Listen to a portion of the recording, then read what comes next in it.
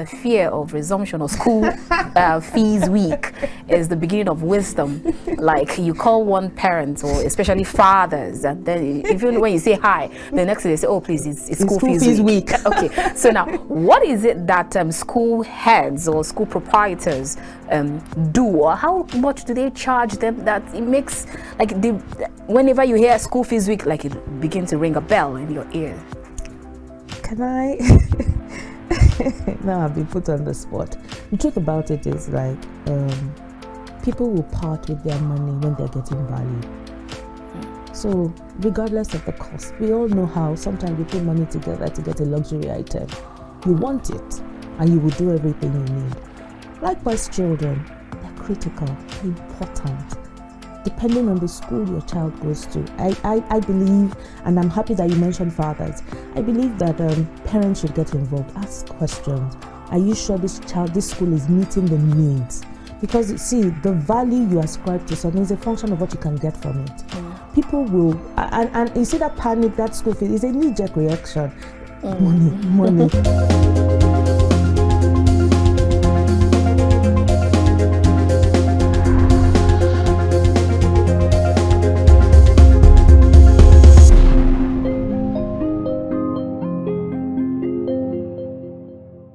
Hello and welcome to The Conversation. Now let's start our quote from Malala Yousafzai, a Pakistani activist for female education and the 2014 Nobel Peace Prize laureate.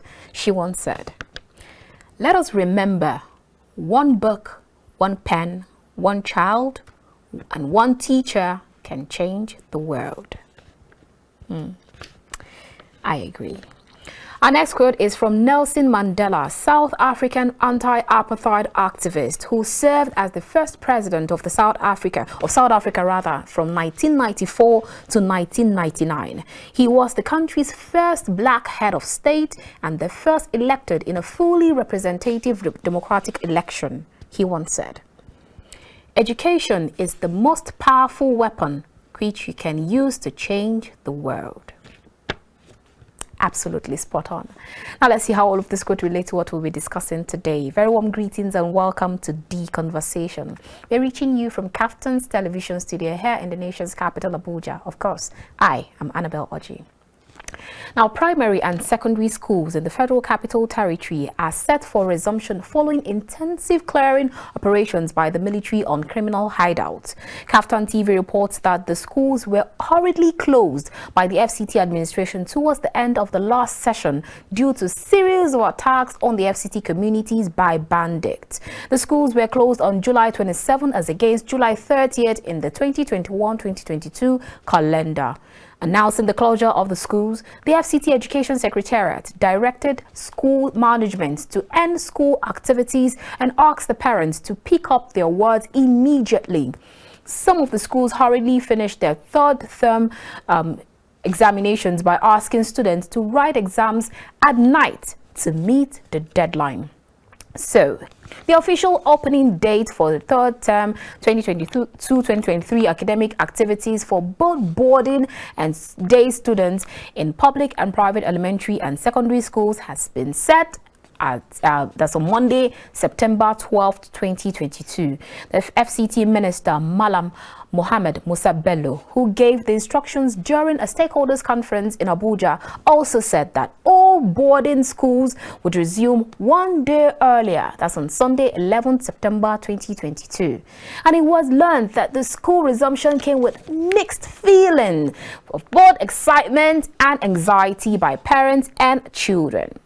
National Day to Protect Education from Attack. This year's commemoration saw students from different schools raising their voices on the need to end outrageous number of out-of-school children. In our differences, put aside personal interest. I did not make references. What we need is action. We have had enough of these conferences. Where is the brutality of the government? We look for it, not one that makes endless policies.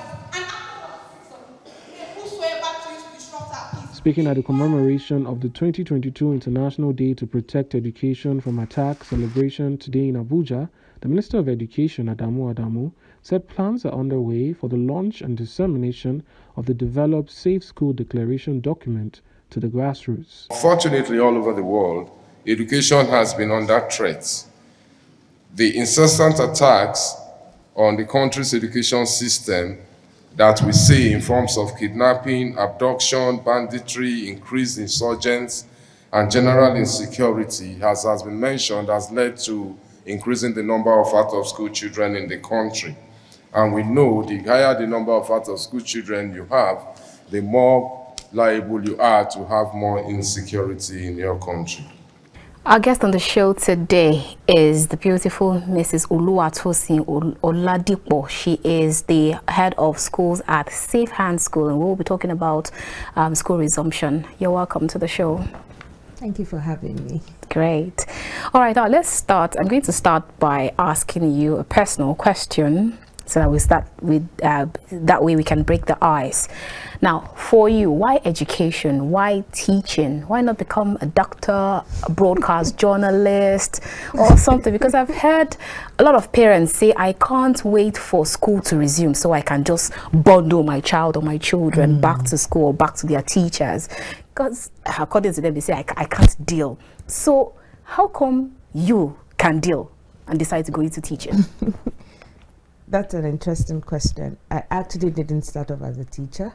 Oh, okay. Yes, I worked in the corporate world for 10 years. Okay. And changed careers somewhere along the line. And it's a very interesting scenario. I remember clearly it was the second year I was running the executive MBA at Lagos Business School. And we were doing some project, and and it was a project on education. And just to give a background information, I've always taught in Sunday school. With working in the corporate world, I help my friends administratively, finance, things in helping them to set up their schools. So, Okay. Like I said, just during that MBA, I just thought, why not? If I'm doing this by this side, why not just do it full time? Everyone thought I was crazy. I resigned from my job. In fact, I took a year off just to settle in and then ease myself into the system. I did some courses, some trainings in education, Okay. and I haven't looked back since. And it's been an interesting one for you, I guess. Extremely. I love what I do, so it's so I mean, back to your question, why not education? I like. All right, so what are the activities that you have in place for the first day or the first week of resumption in school, and why? Okay, I'm going to ask you two questions, and I'd like you to unbundle them in one breath. Now, that's one on the side, and then second is, why do children avoid going to school on the first day or the first week of resumption, and if you have so many interesting activities? Okay, so I'll go to the first question. What do we have in store? Our school starts the Friday before the real day, where we have something called a back to school night. We have our returning parents, our prospective parents, and just people that are curious to know who we are as a school come in. We share the strategy for the year. We share the vision for the year. We go through housekeeping rules because we're big on that. And then we have a general meeting, first and foremost, meeting everybody, greeting everyone, an opportunity for parents to network. Then they leave and go into the classrooms. That's where that's where everything happens, the nitty-gritty of what to expect for the year. Teachers would run you through what the milestones will be, because we've come to realize that many times parents are in the dark as to what the children are doing. Most times they come in maybe during half term, during open day, or what we do at our school, student-led conference. That's when you hear, oh, Shade is doing this, oh, Kemi is doing that, oh, Bob is doing that. So if we keep you updated, if we give you information on milestones, what to expect for the year, what to do when XYZ, everybody is on the same page, because trust me, when it comes to schools, home school partnership is critical for us. We are at Safehands Schools, we are big on relationships. We do our bit, the parents do their bit, and like I said, at our school we do what we call a student-led conference. So when you have the typical half term where parents come to get feedback on what their children have done for the year, the role is taken on by the child, who's able to run you through, this is what I have done, this is where I'm struggling. And usually when they come into school, and I'm like literally going into your second question, why children don't like coming into school, most schools go straight into core academics on the first day. That's so wrong. Because the truth, yes, it is. Because the truth is, children respond in an environment that is enabling, an environment that they think, I can trust this person. The easiest way to trust is to let them say that we are here together. We have something to achieve. In fact, the first day is usually fun day. If you check our pages, check our pictures, everybody's high-fiving, everybody's smiling, hugging their friends. You get into school, you get into class, the very first thing is, this is our class. It's not my class, it's our class. Depending on the age of the children, they come up with class rules, social contracts. So you do not hear that Miss Kemi said, if you make noise, this is what happens. No, you would hear that, Bob, you did this. Remember when we agreed as a class that if you drop this, these are the consequences. Well stated on their wall in class with their signatures. And the teacher sits back, because the truth about it is that a school, your classroom, the teacher, the adult in that classroom only facilitates. You stand by the sidelines and you allow the children. But guess what happens? If you do not have rules, abuse is inevitable. All sorts of chaos. Things, it will become chaotic. But you know, when they see that it is our classroom. Our classroom. This is our thing. We've got this. So it's easy. They ease them into it. Get to know yourself. Goal setting happens on that day. What is expected of you. They don't know background, why we have back to school now. We've had one-on-one with your parents. We understand what to expect. So the teacher has some form of idea of what to expect, you know, who this child is. And this is a very tricky one. Children come in with what we assume it's a tabula rasa, and what that means is a blank slate. Yes, I hear that when you were in year 2, you were quite a handful, but you're in year 3 today. I choose to give you a blank slate, and we write, we paint that canvas. It is clear, and it's the full picture at the end of the year. Nothing trumps that. A child likes to know that I can make the best of this year. Miss Kemi says this is my target for the year, and it is clear, and we run. So I mean, if you have those kind of things in place, which child wouldn't want to come to It's school? not like because we started, so now we just hit the ground running with education and in fact, academic before they work. even get into the core of the content for the year, it might be midweek or beginning of the next week, because we now do something called, after they've done all the social, and we do this because we want to meet the total development of the child. So emotionally, we've met that need. Socially, they're meeting with their classmates. Intellectually, before we build, we need to test. So there's something called a baseline assessment. Where are you? We understand that you've gone for summer holiday. There's something called a summer slide where every child dips. They forget what they've learned. So they come in and the teacher says, I need to plan. But to plan, let me even know what you know, the core subjects, all the things like that. And they do all of that. So the children are still, okay, this is content that I've done. Like, oh, I've forgotten this. It's fine. The teacher tells us feedback, and then, by the time you ease them into all these things, before you start to introduce what the content for the year, the children they're fine. They're more relaxed. And that's the word, more relaxed. Yes. All right, now, so let's take a detour, because you have the Minister of Education, Adamu. He actually said that the incessant rate of insecurity has exacerbated the number of out-of-school children, especially in Nigeria. And we recall how schools were shut a few weeks ago, especially in Abuja. So are these reports affecting only the public schools, and what are the security measures that, like for the private schools, I'm trying to generally have put in place to forestall any kind of attack on the children, the staff, or the workers of the institution as a whole? A very tricky yet sensitive topic, When you say safety, people are thinking protection. Before I even answer that, as a school, as an institution, you need to consider physical safety of the child, emotional safety of the child, social safety of the child. Physical safety says how, when the child is physically present in your establishment, how safe, and parents are dropping off their children. What do you put in place? Security is a no-brainer right now. Corporate guards, if you can afford armed guards, we have them. So I speak for my school now. Those are things we've put in place. Drop off and pick up.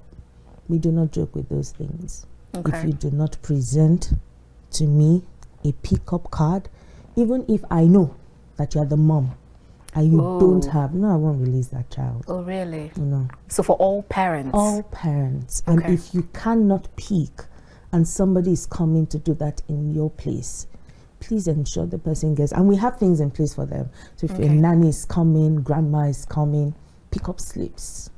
It is very, very, very, very important. But much more than that, I mean, you put such things in place, then can you accurately tell me that your facility, what's the integrity of the facility? Anything can happen, fire.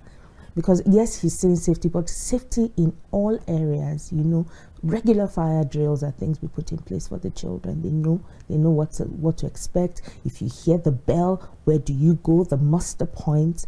Then immediately I'm moving out of that. I'm saying, if I put all of those things in place, is this child, and it's not only the children, it's all stakeholders, children, staff, parents, are they free to talk emotionally? Can they be vulnerable enough with you to share? You know, and I had said earlier that we are very big on the home-school partnership. So sometimes children come and they speak and they trust you enough when they say things to you. So you'll find out in my school, all the floors, all in front of the rooms, there is a suggestion box. Because truth is, not every child can talk. Not every member of your staff may be free, may feel, I mean, I have an open door system, but they might not feel too comfortable saying it. I say, look, if you really think you can't say it to me, drop it there. Everybody knows. I go there, pick up my love letters on Fridays, and I read. Wow. But socially as well, social safety for the children.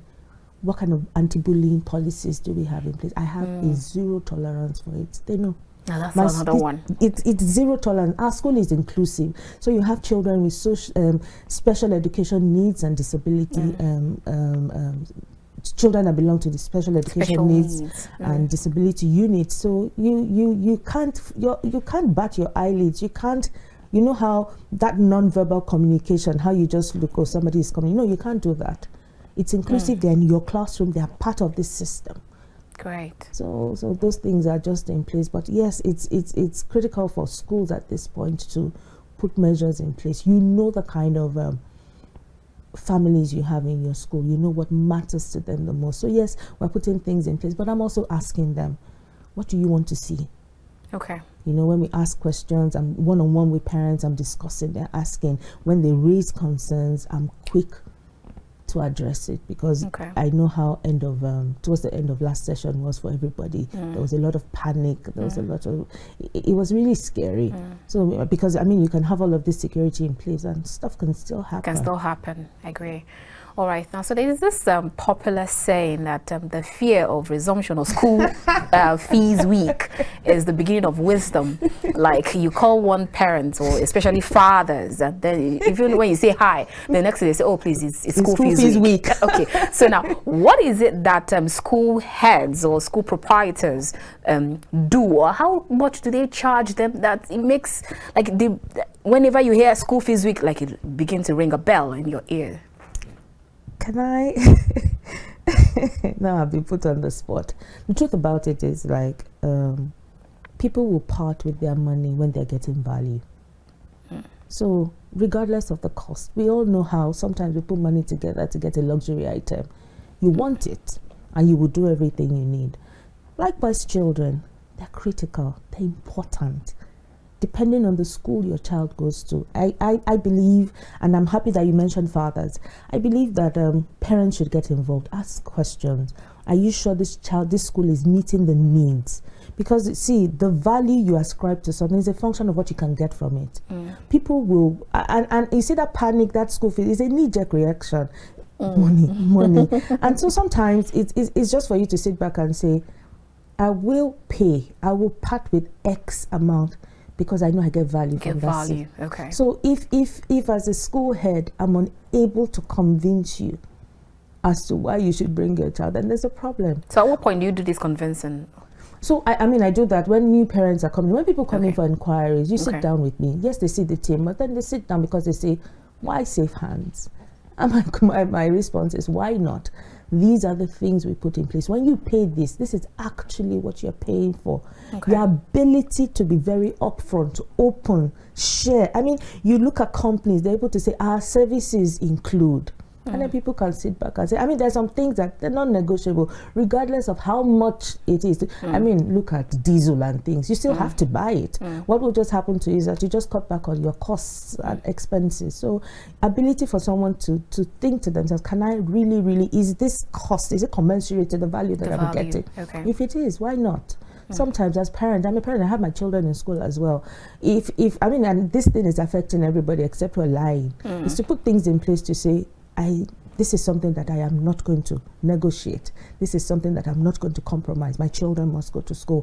What do I need to put in place? How do I plan? Ideally, parents shouldn't have this issue if you look at the year and say, I am paying XYZ for first, second, and third term. What do I need to? You shouldn't start crying a week to school resumption if you have a proper financial plan regarding your children's fees and the tuition. Generally learning, because it is what happens with most people is that they're so concerned about tuition that you forget that there are additional costs to your child going to school. You will buy your uniform, your child will feed, and all of those things. Just put a plan in place. Ideally, sit back. End of the third term. What do I need for the next year? For the next year. Schools are good. They give you the bill and everything, and you put a plan in place. Nothing should touch that money, and then you'll be fine. All right. So now let's talk about this standard policy for most private schools. Since schools adopted the British curriculum, the American curriculum, and then some schools even use a blend of both of them, and then with the Nigerian. So how would you actually rate or measure its growth and development, especially in the life and the progress of the children? Is it anywhere close to what you have in advanced countries, even though I hate to mention that word, advanced countries, but is it anywhere, any kind of measure with what you have abroad? Am I speaking generally for schools? Generally. We're not doing too badly, and let me tell you why. Most schools, it's a no-brainer right now to run a hybrid, because we are raising global citizens. So your school might be locally resident in Nigeria, but you must be globally relevant. What's the essence of running a curricula or a hybrid, and your child cannot, a student from your school cannot sit and have a conversation with a child from China? Makes no sense. What is the essence of the curriculum really? Is to ensure children learn. What happens in most schools is that I do not doubt that schools teach, but has that child learned anything? How can you test if a child has learned? Ability to apply skills everywhere. So what happens, what most schools do is, the truth is, if you go through government, it takes time for them to review policy. By the time the revised policy is out, something has changed. So when you see schools are custodians of their children's learning right now. So I'm sitting down and we do that. And benchmarking is not just what we leave to the end of the term, no, or the end of the session, no. It's a continuous process. So my teachers, when they're having planning sessions, for example, they're saying, I taught this last week.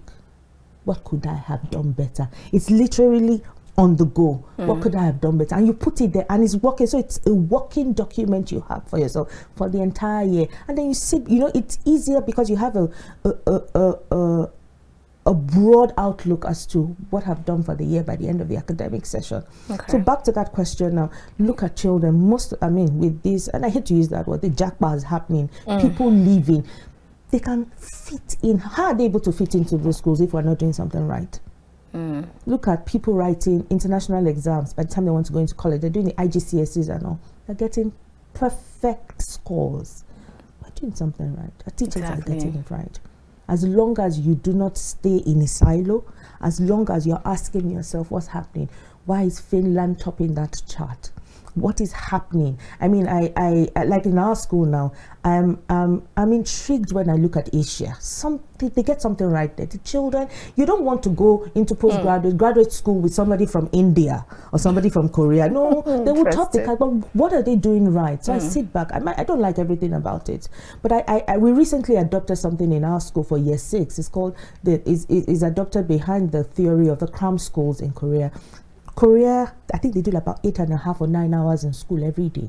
When your child finishes from regular schools, they go to something called a cram school, like a test prep school, where they prepare them to go into the Ivy League schools. But when I looked at them, I'm like, why would a child be in school for like 10.5 hours? What are they doing? What can I pick and adopt from here?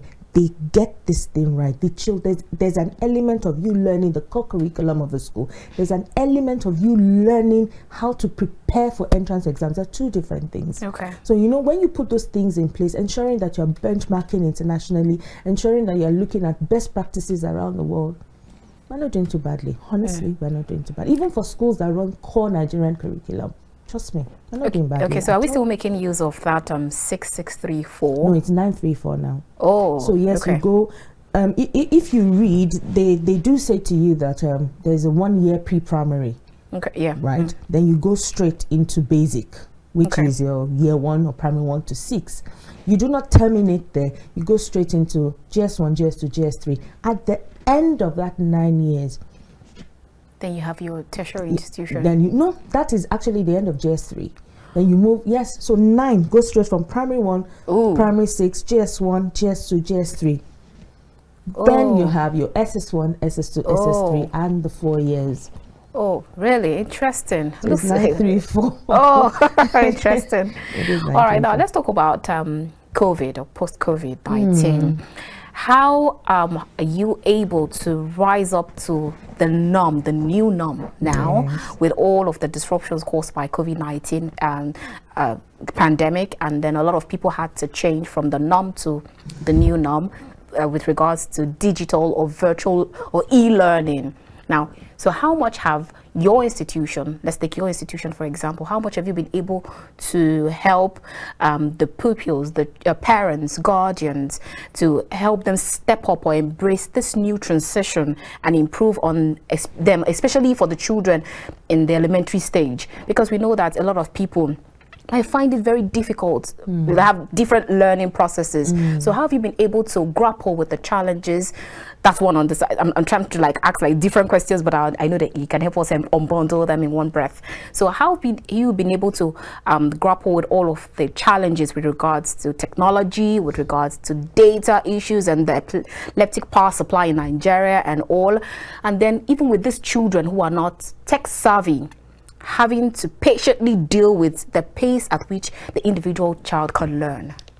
Interestingly, our children are more tech savvy than we are. Have you seen a young child take your phone? They don't ask you for how to navigate. They can find. I have a 2-year-old nephew who just flips. He will tell you when it's time for you to skip ad. Okay. So they know. However, the people who struggled the most were the adults. In embracing, most people had to reskill, most people had to upskill. But as a school, it was a very interesting one for us, because you see, when it comes to these things, and you did mention the problems that people encountered, access to devices, data, and it wasn't just it wasn't only private schools that experienced it. It was very prevalent in public schools as well. But as a school, what we did was to ensure, so our students write some of their assessments. We have a learning management system, which is like a school portal. It's like a mini website where you go in, single thing concerning the children can be done there. Children can take, and during COVID, the lockdown, that was where we had live classes. So we had something called synchronous and asynchronous. So sometimes they have live classes, sometimes they watch uploaded videos, because you see, we needed to balance that because of data. Not everybody would have access to data. Even if they do have access to data, what happens to power? And sometimes the data is not too good. You will see them telling you no, the connectivity is really low. So they have opportunities to watch videos, and that was our it was a steep learning curve for teachers, but I mean, they had to catch on. It was either you step up, or you have to find another career. And then which other career are you really going to look for that is not using technology? So it was huge, steep learning curve, but everybody caught on pretty fast. And that was something we did. And you know, the interesting thing about this conversation is that I've heard someone say, oh, thank God COVID is gone. And I'm laughing that the disruption literally has turned everything upside down. Exactly. The robots are here. AI is here. Information technology. You find out even in schools, there's really no point in you having 6 or 7 people in your admin department when an app, a software is able to do what 3 or 4 people can do.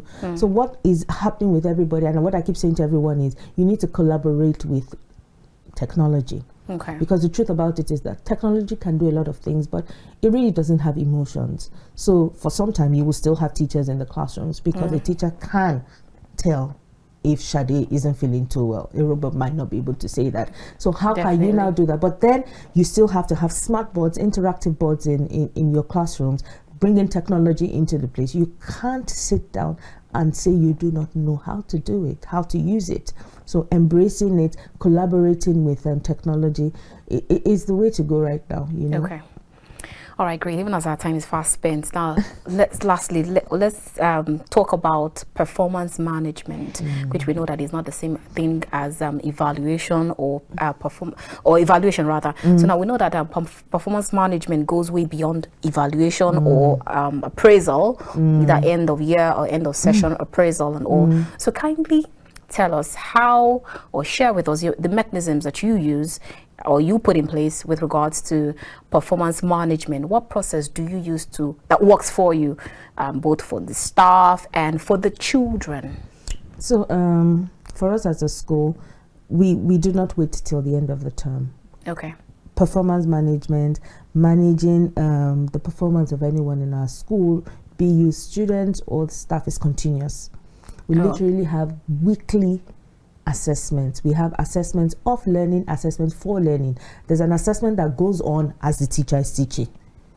Okay. Very informal in nature, that the child isn't even aware, because the moment a child is aware that they're being evaluated, they put up a show. I don't want that. Okay. So the very first thing is to even demystify assessments or exams or take-home assignments and all. So those things are continuous in nature. Likewise for staff as well.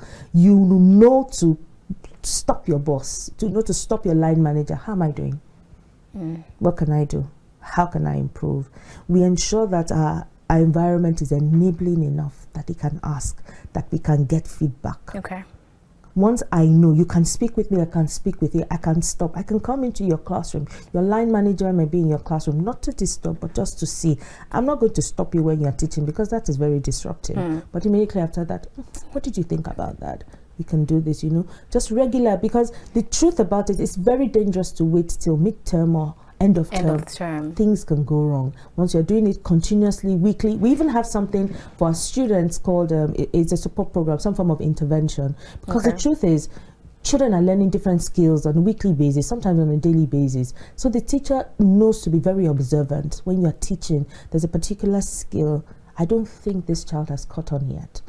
Automatically you are down for, on Fridays we put something in place for a support program. Students, as they stay back for like 2 or 3 hours, typically what you will call a lesson at home. Because why pay school fees, why pay so much and then your child isn't doing well? So for us, even as a school, it's not at an extra cost. No. The teachers do that. They ensure that the children learn. And if you do insist that you want to have a lesson teacher for your child at home, please walk into the school, because what happens with most schools is that the child comes into school and is having to unlearn. Many times that there's an issue, check it. Child has somebody teaching. A different teacher. Okay, great. It's been a wonderful time having this discussion with you. Like, we could just go on and on and on. Thank you so much for your time with us. Thank you so much for having me. All right, viewers, we've been chatting with Mrs. Oladipo Oluwatosin. She is the head of schools at Safehands School. It's been a wonderful time here on The Conversation. Now we'll go on a quick break, and when we return, we'll head straight to discuss something else, another issue for the day. You don't want to miss this part. Join us again.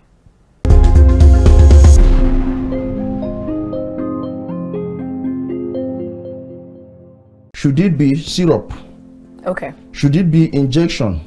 If it is injection, should it be intravenous, or should I give on the buttocks? Should I give it through drip? Oh, these are different that's routes. A whole lot. Yes. So if it is an injection that is supposed to give on the buttocks and you gave it intravenously, that's error.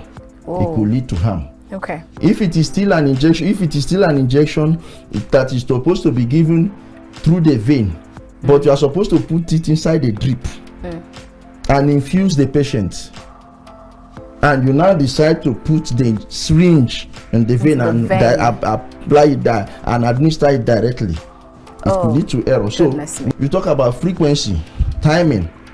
Should it be in the morning, afternoon, what time? There are drugs you take, they say take it every 8 hours. It is not morning, afternoon, night. There are ones that may say take it every 4 or 5 or 6 hours. So you don't say, okay, I took in the morning, I should take in the afternoon or so you evening. should follow the frequency. Okay.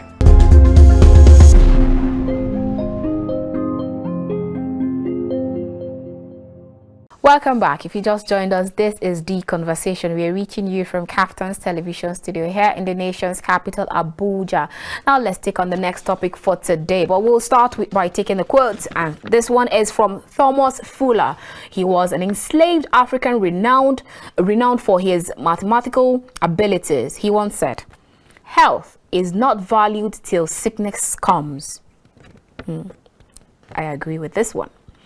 So the next quote is from Billy Graham, an American evangelist and an ordained Southern Baptist minister who became well known internationally in the late 1940s. He once said, "When wealth is lost, nothing is lost. When health is lost, something is lost. When character is lost, all is lost." Some deep thoughts. All right, so that takes us straight to what we'll be discussing today, as every person around the world will or has at some point in their life taken medications to prevent or treat illness. However, medications sometimes cause serious harm if incorrectly stored, prescribed, dispensed, administered, or if monitored insufficiently. Unsafe medication practice and medication errors are a leading cause of avoidable harm in healthcare across the world. Medication errors occur when weak medication systems and human factors such as fatigue, poor environmental conditions, or staff shortages affect the safety of the medication use and process. Now, this can result in severe patient harm, disability, and even death. The ongoing COVID-19 pandemic has sufficiently exacerbated the risk of medication errors and associated medication-related harm. It is in this context that medication safety has been selected as the theme for the World Patient Safety Day 2022 with the slogan, "Medication Without Harm." Now I'm sure you know what we will be discussing in our next topic of discussion. And now that's the basis of our next conversation, and my guest is Ebenezer Egwato. He is a patient right and safety advocate. Glad to have you on the show. Thank you. All right, now let's start by talking about World Patient Safety Day 2022 themed medication safety, medication without harm. What exactly is involved, and what are your interpretation with regards to that theme? What exactly inclined that theme for this year's World Patient Safety Day? Okay, let me do a little backtracking to state that World Patient Safety Day is a day designated by World Health Organization. It started in 2019. It was designated 2019 every 17th of September as one of the public health awareness day, global public health awareness day. So we had World Patient Safety Day 2020, where we talked about celebrating frontline COVID responders. We did World Patient Safety Day 2021, where we talked about maternal health, safe maternal care, and all that. This year, I remember having you on that show. Yes. Yeah. So here we are today talking World Patient Safety Day 2022, and this year's theme is safe medication. Medication safety, if you like. Now, your question is why the theme? There are statistics that have shown, in fact, one WHO statistics shows that 50%, half of all medical harm, so to speak, are attributable to medication error. So, you see that it is worth discussing.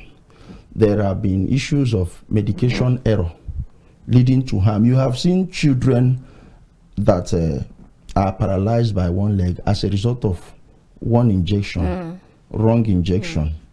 So medication error is a global issue today, and it is causing medication harm with ripple effects, economic. Sometimes the effects could lead to death. For example, somebody is given the wrong injection or a wrong medication or a wrong treatment, and the person dies as a result of that. The family, if the person is the breadwinner, the family has lost the breadwinner. One, the economic effect on the children continues on and on and on, and most times it is not traceable to medication error. Oh. Do you understand it? Okay. And there are different reasons, approaches, causes that could lead to this. People have had a loss of organ damage as a result of medication error. So it is worth discussing. It is worth putting on the front burner so that people can become aware. In fact, this year's World Patient Safety Day has 4 objectives, one of which I believe is what we are doing now. One of the objectives is to empower patients and family members to become actively involved in safe medication. Now, how do we empower them? Information dissemination, sensitization, education, and that's exactly why we're discussing this. All right, so now help us understand what medication-related harm are. Okay. Medication-related harm is any harm to the patient as a result of medication error. Now, let me differentiate between medication error and the harm. The medication error is the mistake the healthcare provider has made in the course of medication administration. It could be wrong prescription. It could be wrong dosage under prescription. It could be over prescription. The high dosage of the no, we are not talking about diagnosis here. Okay. No, diagnosis, we have ascertained what the ailment is. Okay. We are now treating. The healthcare practitioner makes a wrong prescription. He wants to write drug A, he mistakenly writes drug B. Oh, goodness me. Do you understand? Now, he can even write the right drug. He can prescribe the right drug. Time will fail us to discuss doctor's handwriting, which is an issue in medication. That's another kettle of fish entirely. So, which is an issue. So, he could prescribe the right medication, but because of the illegibility of his handwriting, the person dispensing at the pharmacy. But I thought they all understand the handwriting of doctors. Now, the person, the pharmacist may look at the prescription written by the doctor. He does not understand it. Now, rather than tell the patient, please take this back to the doctor, I do not understand it, he will make up whatever he thinks that medication should be and gives the patient. So the error here is not from the doctor, even though he's to blame because of the ineligibility of his writing. So you have given the right medication, but the pharmacist or the person dispensing dispensed the wrong one. It could cause that. Okay. 2, now this error, the mistake has happened. What is the effect of the mistake? When the patient now takes the wrong drug, the consequences of taking the wrong drug in the body of the patient, that is where we talk about medication related harm. Oh, okay. So the effect, the negative effect of taking the wrong medication on the patient is medication related harm. But medication error itself is the initial mistake. There could be where the doctor has prescribed the right drug was actually gotten. Now, the person who is now administers lower dosage or underdose. Okay. Or gives more dosage, or does not give as frequently as it should be. This drug should be taken 3 times a day, 1 in the morning, 1 in the afternoon, 1 in the evening. And the person decides to give 1 in the morning, 1 in the evening, omitting the afternoon. Now, it's like a relay race. So the one that you took in the morning started walking. By the time it's getting tired, the one that you are supposed to take in the afternoon is supposed to continue its work from there. Then the one in the evening picks it up. The cycle continues until the ailment is properly treated. But here you have created a gap. But then a lot of us are actually have to be blamed with regard to that gap, because you just feel like, okay, I think I'm getting better, so I've done one, let me just leave this part and then probably do another one again. That's it's a different topic we are talking about now. When we talk about patient responsibility, one of the responsibilities of the patient is to take his medication as prescribed by the doctor.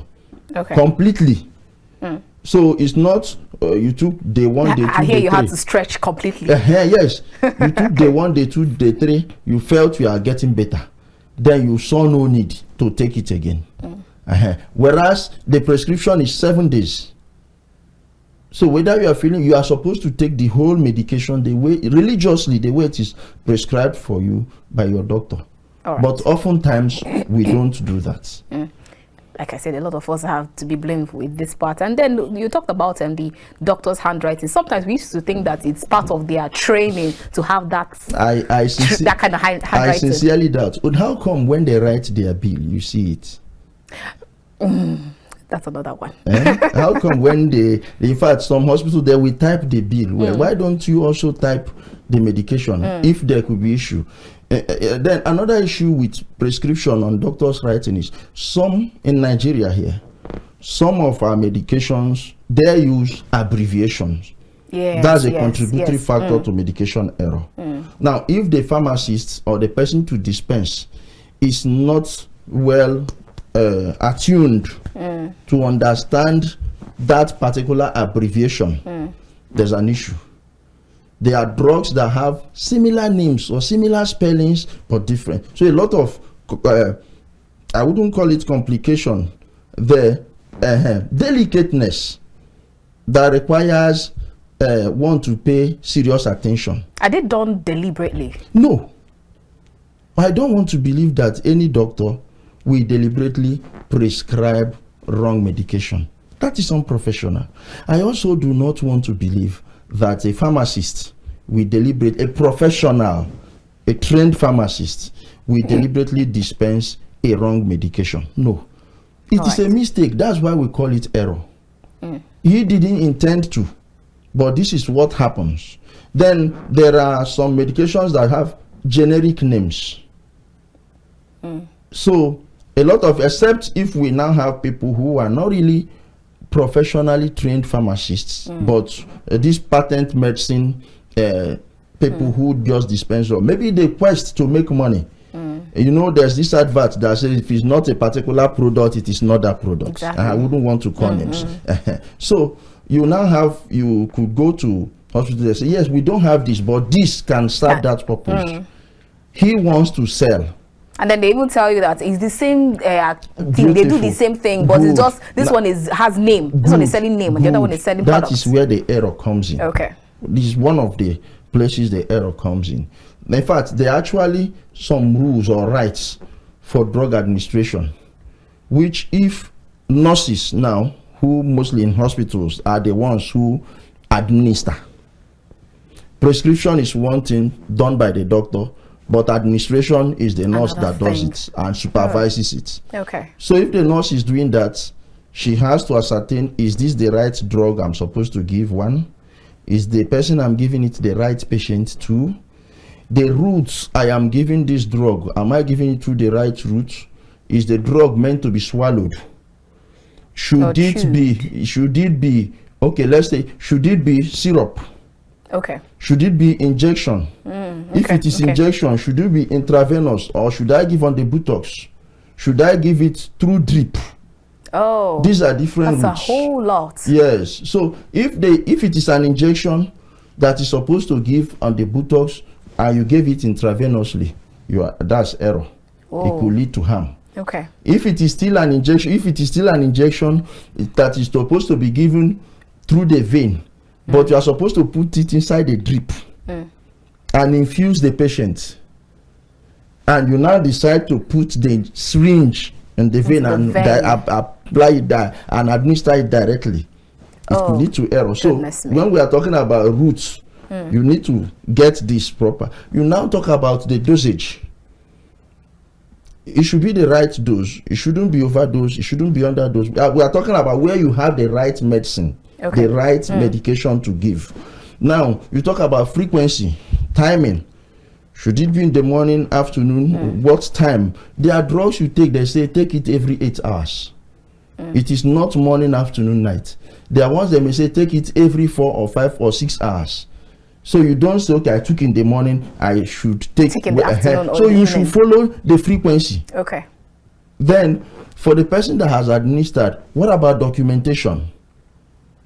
As you administer, you are supposed to document because you will not always be there. When you are done with your shift, you go. The next person taking over from you should look at the record and know what. And follow the track record. Beautiful. Okay. So, what about evaluation of the patient? When you administer, is this patient reacting to this drug? What's the reaction? Because the patient could be or might be allergic to one of the components of the drugs. So, if you did not evaluate well, you will not dictate that, and you keep giving the patient that drug, which will lead to medication error. If you want to stretch it, and obviously medication related harm. I was actually going to ask you who are the stakeholders that should be on this roundtable, but you've actually touched on it. So now let's talk about some of the objective of this year's World Patient Day 2022, which is to raise global awareness of the high burden of medication-related harm due to medication errors and unsafe practices, and advocate urgent action to improve medication safety. Now, is it on the part of the healthcare givers or on the part of the patient? Who exactly, apart from the healthcare givers, who else should be on this roundtable? Okay, you talked about stakeholders. Yes, patients should be. The number 3rd objective is empowering the patients and families. They need to know. One is the raising global awareness, followed by engaging partners and stakeholders. That's the second objective. So your question is, who are these stakeholders? Who should be on this roundtable? Stakeholders, patients are major stakeholders. Okay. Because they are the ones consuming the medication. The Ministry of Health is there. Regulatory bodies should be there. You talk about Medical and Dental Council, they should be there. They are stakeholders, they are regulatory. You talk about Nursing and Midwifery Council of Nigeria. You talk about Pharmaceutical Society of Nigeria, because we are talking about drugs. So we will look at even up to storage. We will look at so that the medication will be safe. So they are also supposed to even look into patent medicine operation or practitioners. Patent medicine practitioners who dispense these drugs. They are all stakeholders. It's a long chain. Okay. Yes. All right. So now another objective is to engage key stakeholders, like you talked about, to partner in efforts to prevent medication errors and reduce medication-related harm. Now, in a country like Nigeria, where some people, especially some healthcare givers, can be really nonchalant and intolerant. So, and that's not even to say that we don't have a million of some of them who are good, actually. But now we've heard complaints from pregnant women, from a lot of people, on how they've been attacked and how they've undergone one ill treatment or the other from some doctors and even nurses. So, and then, excuse me, so now they now complain about even being diagnosed wrongly. Now that's another issue there. So which is one of the persistent challenges that this patient, that is also a part of this patient safety that we've actually reeled out. Now, in all of this, how then do you prevent medication error as a patient? As a patient, one of your rights is to know the name of the medication that is being administered to you. It's under your right to information. You're supposed to know the name of the medication. You are supposed to know the probable side effects of the medication. You are supposed to know why, the purpose of the medication, and what it is supposed to do in your body. But sometimes you even ask them and they don't want to tell you. Now, that is part of why we are doing this. This is an empowerment scheme as far as I'm concerned. because knowledge is power, we say. So we are now empowering the patient. Don't forget, patients' rights advocacy is relatively new in our climate. One, patient safety is relatively new. In fact, it is new, not relatively. What patient safety day we are talking about today just started in 2020. It was in 2019 at the World Health Assembly that the WHO passed the resolution. So you see that there is a lot of work to be done, one of which is massive sensitization of everybody, because the person who is a doctor today could become a patient tomorrow. So he needs to have the information. So for the patient to participate, the patient has to become alert, to become awoken to his rights and responsibilities. One of the responsibilities of the patient is to ask questions. One of the responsibilities of the question is to give of the patient is to give the healthcare practitioner honest feedback. By honest feedback, when you take a medication and there are reactions to it, you are reacting to it, you let the healthcare provider know. This is how it's doing me. This is the reaction I'm feeling. Now, where the healthcare provider insists that you must take the medication without explaining to you, okay, this is part of the side effects. And if the patient is lettered enough or enlightened enough to even know some allergies he or she has, that he is allergic to so and so, he should be able to volunteer that information even without being asked that I am allergic to this drug. Now, how will the patient know? It is when the doctor tells the patient, okay, this is the medication we are giving you, this is the function, this is the probable side effect. The patient could now in response say, no, I'm allergic to this, I'm allergic to. So that is how the patient should participate, because one of the objectives is that the patient should get involved in safe medication. So that's it. All right, even as our time is fast spent, very quickly now, let's talk about, we actually cannot talk about patient safety without talking about the healthcare workers, the doctors, the nurses, and the entire value chain. Now, with this mass exodus of brain drain in Nigeria, I've had conversations with a NAD president and then the NMA chairman, and then he said that the truth is that it is a worrisome trend. And then I remember the president saying that we just pray that the last person that would actually be leaving, it was a joke though, according to him, the last doctor that will be leaving should shut the door so that you don't have quacks and coming in. And which is it is true. That's the danger. Now that's where we're going to. How much will all of this affect this the value chain? Because you can't talk about the patients without talking about the healthcare. It does. It has direct impact on medication error. One of the causes of medication error is actually fatigue, tiredness of the healthcare provider. Why? Because they are overstretched. There is the hospitals are understaffed. Why? Because the competent hands are moving to greener pastures.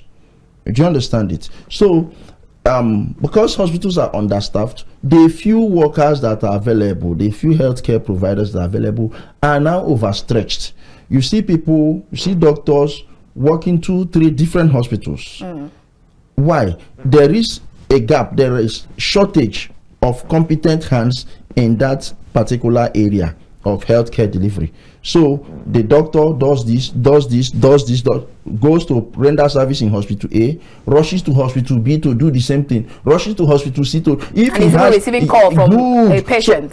So if he does this run around, maybe in 1 week, does this every day for 7 days, he's a human being. He will get tired. Now, out of fatigue, he makes either the wrong prescription or he makes the right prescription with a wrong dosage.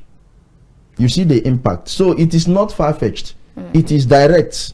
One of the causes of medication error, one of the factors that engender medication error is fatigue of the healthcare providers. All right. So when they are stressed out and they will just do motion, before you know it, he has given the wrong thing. All right. It is after the patient has taken it that the person might remember and all that. All right. So now in few seconds, I would like you to give your last words to people patients, even as we commemorate World Patient Safety Day? Okay, I want to advise or admonish patients particularly to adhere to the prescription given to them by healthcare providers. Today we are discussing healthcare providers and drug-related, medication-related harm. The patients also have their own contribution, which is self-medication, and it is wrong. So I would use this medium to admonish patients, please desist from self-medication. Right. Just consult your healthcare provider and stick to the prescription you are given. Thank you. Thank you so much for your time with us. It's always a pleasure having these talks with you. Thank you. Thank you. All right, viewers, we've been chatting with Ebenezer Egwatu. He is a patient right and safety advocate, and it's been a wonderful time here on The Conversation. Thank you so much for tuning in. That's all we can take for today. Keep watching The Conversation, because you never know who my next guest will be and what my next topic will be all about. Till I come your way again from the nation's capital, Abuja, I am Annabel Oji. Whatever you do, stay safe. God bless Nigeria.